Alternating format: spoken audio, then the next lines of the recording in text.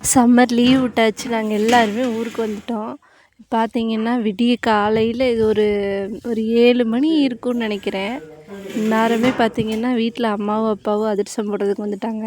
இது ஃபுல்லாக இது நிறைய மாவு பிசைஞ்சு வச்சுருவாங்க. பார்த்திங்கன்னா அதிரசம் போட்டுட்ருக்காங்க. எங்கள் அம்மா போடுற அதிரசம் செம்ம சூப்பராக இருக்கும். இங்கே கடையில் கிடைக்கிற எந்த அதிரசமும் இவ்வளோ நல்லாலாம் இருக்கிறது இல்லைங்க. ஒன்று கெட்டியாக இருக்கும், இல்லைன்னா அது மைதா மாவெல்லாம் கலக்குவாங்க போல இருக்குது. கன்றாவதியாக இருக்கும். அம்மா அதிரசம் சூப்பராக போடுவாங்க. நல்லா எள்ளுலாம் போட்டு செம்ம டேஸ்ட்டாக இருக்கும். பாருங்க ஒன்று ஒன்று எப்படி இருக்குன்னு. இந்த அதிரசத்தை பார்த்தாலே 2 எடுத்து சாப்பிட்லான்னு தான் தோணும். அவ்வளோ சூப்பராக போடுவாங்க.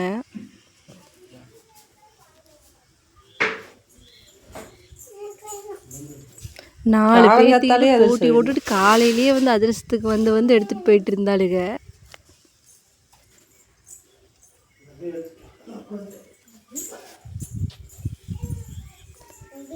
நீங்கள் அதிரசம் போடுங்க, நாங்கள் சாப்பிட்றோம் அப்படின்ட்டு தான் இருந்தது.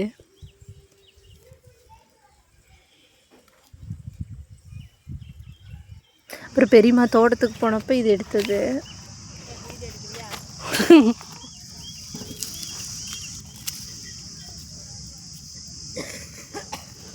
அன்னைக்கெல்லாம் விலை அதிகமாக இருந்தது இல்லைங்க, கம்மியாக, இன்னும் ரொம்ப கம்மியாக இருந்தது இல்லைங்க. அப்போ தான் நானும் வீட்டில் செடி போட்டிருந்தேங்க. அது காய் மாளாத காய்.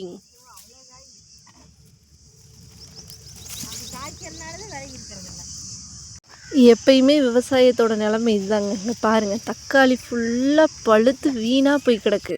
ஆனால் எடுத்தோம்னா எடுக்கிற கூலிக்கும் கூட கட்டாது. அதனால தான் பார்த்தீங்கன்னா சித்தி அவங்களும் இன்னொரு பொண்ணு மட்டும்தான் எடுத்துகிட்டு இருந்தாங்க. மார்க்கெட்டுக்கு கொண்டு போய் நட்டத்துக்கு போட்டுட்டு இருந்தாங்களாம். இது தடவை உழவர் சந்தைக்காக எடுத்துகிட்ருக்காங்க. இப்போயுமே ஒன்றும் பெருசாக இதில் லாபம்லாம் கிடையாது. ஏதோ எடுக்கிற கூலிக்கு மட்டும் இருக்கும். அடுத்து பாப்பா அவங்க எல்லோரும் பெரியம்மா துணியெல்லாம் செய்கிறதுக்கு மோட்டர் எடுத்து விட்டாங்க. தண்ணியில் இன்றைக்கி விளையாண்டு தள்ளிட்டாளுங்க. பாருங்கள், இருக்கிற பூவை பூரா பிச்சு போட்டு இன்றைக்கி ஒரு வழி ஆகிட்டு போயிட்டாளுங்க.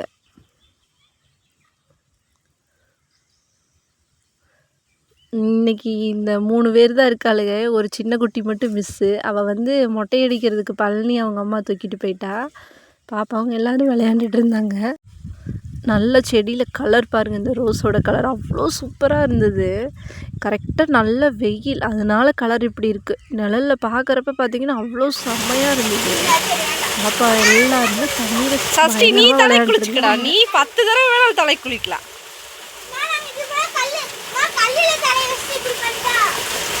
எப்படியோ பண்ணு.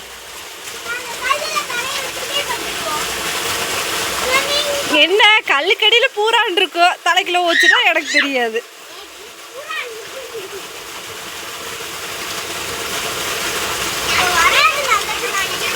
என்னையா அள்ளி மேலே பூரா ஊறுற மாதிரி இருக்கு. கண்டுக்கவே இல்லை.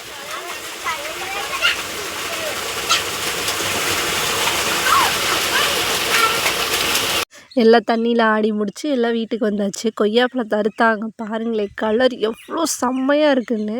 டேஸ்ட்டும் சூப்பராக இருந்ததுங்க.